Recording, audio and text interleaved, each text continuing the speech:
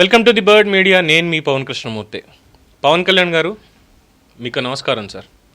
పరిపాలన అనే దానికి సరైనటువంటి ఒక అర్థాన్ని మీరు దాన్ని ఏమంటాం అంటే ఇన్ జనరల్గా నేను ఎక్కువగా వాడేటువంటి మాట సెట్ బై ఎగ్జాంపుల్ అని చెప్తారు సరే, అలాగా సెట్ చేసేస్తున్నారు. ఇది నేనన్నమాట కాదు, స్వయంగా రాష్ట్ర ముఖ్యమంత్రి చంద్రబాబు నాయుడు గారు కలెక్టర్ల మీటింగ్లో అన్నటువంటి మాట ఆయన చెప్పినటువంటిది.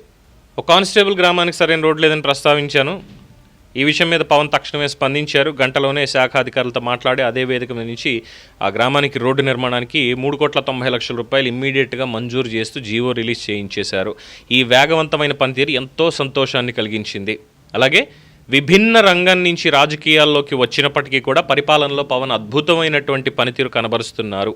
ఇది కలెక్టర్ల సమావేశంలో ముఖ్యమంత్రి చంద్రబాబు నాయుడు గారు ఉప ముఖ్యమంత్రి పవన్ కళ్యాణ్ గారిని ఉద్దేశించి చేసినటువంటి వ్యాఖ్యలు. కలెక్టర్లకి దిశానిర్దేశం చేస్తూ పవన్ కళ్యాణ్ గారిని ఒక ఎగ్జాంపుల్గా ఆయన్ని చూసి మనం కూడా నేర్చుకోవాల్సింది చాలా ఉంది అన్నటువంటి మాట. ఏకంగా 4సారి ముఖ్యమంత్రిగా బాధ్యతలు నిర్వహిస్తూ 40 ఏళ్ల పైచులకు రాజకీయ జీవితం ఉన్నటువంటి ముఖ్యమంత్రి చంద్రబాబు నాయుడు గారు సైతం ఒక నిత్య విద్యార్థిలాగా పవన్ కళ్యాణ్ నుంచి కూడా ఏం నేర్చుకోవచ్చు అనేదానికి మనం కూడా ఆయన చూసి చాలా నేర్చుకోవాలండి నిబద్ధత అనేటువంటి విషయంలో అని చెప్పి కలెక్టర్లకి దిశానిర్దేశం చేస్తున్న వ్యాఖ్యలు.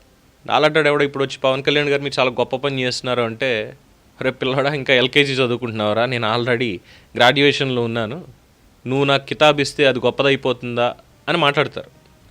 అదే ఒక ప్రొఫెసర్, ఒక పిహెచ్డి ప్రొఫెసర్ వచ్చి పవన్ చాలా చక్కగా చేస్తున్నారు అని చెప్పి ఆయన అంటే అది కదా. సో అంటే ఇక్కడ చంద్రబాబు నాయుడు గారు ఆయన్ని పొగిడారు అన్నటువంటి దానికి ఎగ్జాజరేషన్ అని కాదు, లేదంటే ఎగ్జాంపుల్ తీసుకోవాలన్న దానికి దాన్ని చాలామంది మాట్లాడేవాళ్ళు ఉంటారు వేరే రకంగా.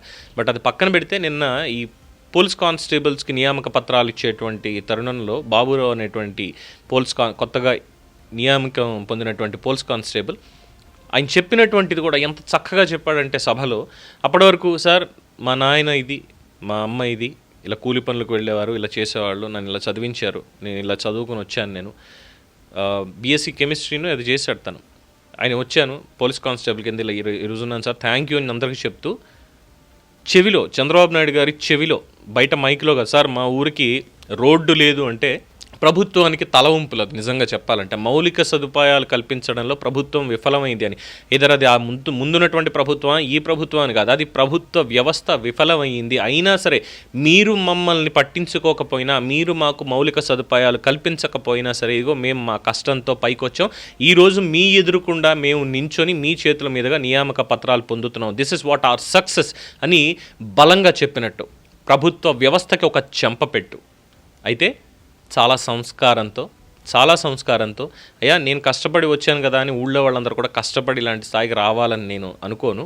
అంటే ఈ రోడ్డుకి సంబంధించింది సుమా, ఈ రోడ్డుకి సంబంధించినటువంటి విషయంలో అందువల్ల మా ఊరికి రోడ్డు వేయించండి నేను చిన్న మాట చెప్పగానే చంద్రబాబు నాయుడు గారు కూడా, అంటే చాలామంది అబ్జర్వ్ చేశారో లేదండి, ఇది నా వ్యక్తిగతమైనటువంటి అభిప్రాయం, నేను చూసినటువంటి దాని ప్రకారం వీడియోలో కాస్త సిగ్గుపడుతూ ఇన్ ద సెన్స్ అయ్యో ఇది చెప్పారు ఇది కాదు, ముఖ్యమంత్రిగా ఉన్నాను, అబ్బాయి నన్ను రోడ్ వేయించండి అని అడుగుతున్నాడు అంటే ఈ ప్రభుత్వ వ్యవస్థలు ఏ విధంగా పనిచేస్తున్నాయంటూ దానికి నాయకుడిగా ఉన్నాను కదా, ఇవి నేను చేయించలేకపోయానా అనేటువంటి ఒక చిన్న పాయింట్ తోటి ఆయన మాట్లాడుతూ, పక్కనే ఉన్నారు పవన్ కళ్యాణ్ గారు, సార్ మీరు బాధ్యత తీసుకోవాలనగానే ఇమ్మీడియట్గా పవన్ కళ్యాణ్ అందుకున్నారు అక్కడి నుంచి. ఆ అబ్బాయి ఈరోజు ఉద్యోగం పొందినా కూడా ఎంత సంస్కారం ఒక్కసారి చూడండి, గ్రామం గురించి ప్రజల గురించి మర్చిపోలేదు, అది నిజాయితీ అంటే, అది నిబద్ధత అంటే సోదరుడు బాబురావుని పొగుడుతూ అతన్ని అభినందిస్తూ పవన్ కళ్యాణ్ గారికి చెప్పడం, అక్కడే చిటికలో పని అయిపోయింది. సాయంత్రానికల్లా 3,90,00,000 రూపాయలతోటి రోడ్డు రెడీ, పరిపాలనా అనుమతులు అవన్నీ కూడా ఆఘమేఘాల మీద అదే వేదిక మించి ఇచ్చేశారు. చంద్రబాబు నాయుడు గారు అడగడం, పవన్ కళ్యాణ్ గారు చేయడం, అదే విషయాన్ని మళ్ళీ తీసుకొచ్చి మనకి ఇక్కడ చెప్పడం కలెక్టర్లకు ముందు. విభిన్న రంగం నుంచి వచ్చినప్పటికీ కూడా ఆయనేమి ఫక్త్ రాజకీయాల నుంచి ఆయన సినిమా రంగం నుంచి వచ్చాడు. సినిమా రంగం నుంచి అదే ఆయనకు నచ్చినటువంటి సినిమాలు ఆయన చేసుకుంటూ విజయాలు కానీ అపజయాలు కానీ ఇవన్నీ కూడా పక్కన పడేసి ఇంకో పక్కన వ్యవసాయం చేస్తాడు, ఇంకో పక్కన సాహిత్యాభిలాష పుస్తకాలు చదువుతాడు ఆయన. సో ఆయనకు అనేక వ్యాపకాలలో ఉన్నాయి.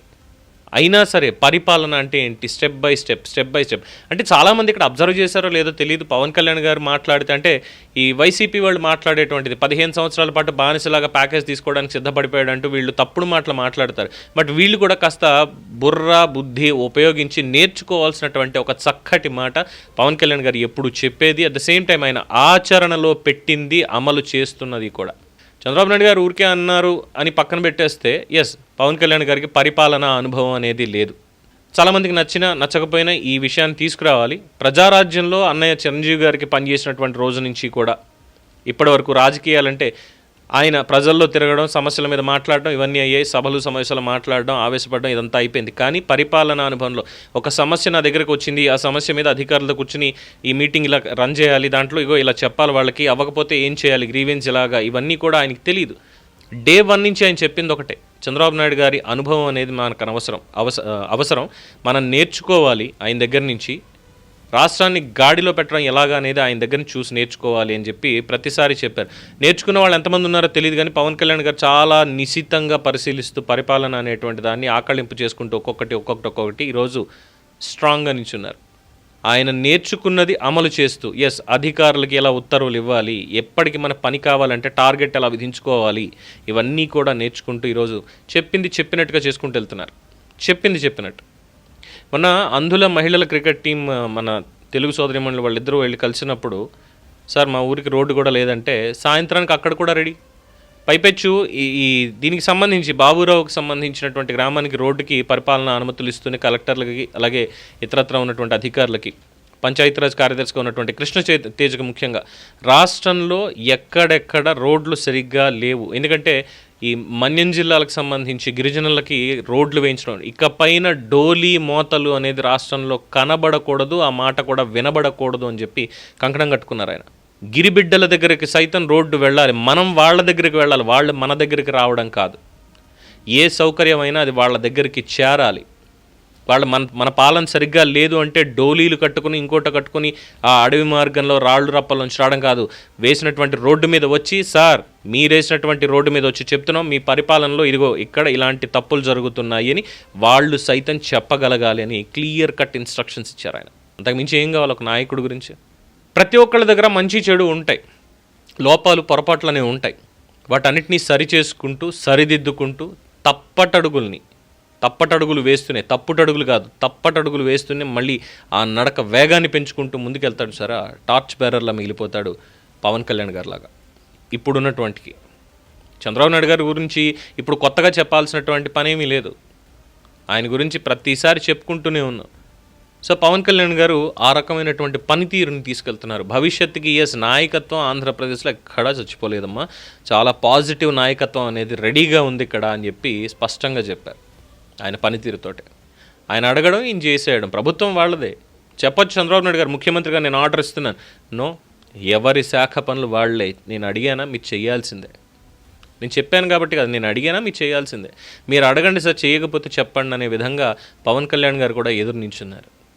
ఇదే మిగతా మంత్రులందరూ కూడా ఆదర్శంగా తీసుకుని చేస్తే సమస్యలు అనేవి ఉంటాయా? సో ఆ అలసత్వాన్ని కూడా వీడాలని కలెక్టర్ల సదస్సులో చెప్పారు. కేవలం గంటలో ఇచ్చినటువంటి ఉత్తర్వులు నిన్న కూడా చూసాం, వాళ్ళకి రోడ్డు ఏ విధంగా ఇచ్చారు అనేటువంటిది. ఏంటి ఆ స్పీడ్ ఏంటి అసలు, ఏం జరుగుతోంది అనేది చాలామంది ఆశ్చర్యపోతున్నారు. ఇంత పరిపక్వత ఉందా పవన్ కళ్యాణ్లో? పాలన ఈ విధంగా చేయాలి, ఈ విధంగా ముందుకు తీసుకెళ్లాలనేది ఎలా వచ్చింది అసలు ఆయనకి ఇంత షార్ట్ స్పాన్ ఆఫ్ టైంలో అని? ఆయన కాన్సన్ట్రేట్ చేస్తే చాలు, ఆయన్ని చెయ్యనిస్తే చాలు, అద్భుతాలే జరుగుతాయి. ఏమంటారు? దీని మీద మీ అభిప్రాయాన్ని కామెంట్స్ రూపంలో తెలియజేయండి. చూస్తూనే ఉండండి ది బర్డ్ మీడియా.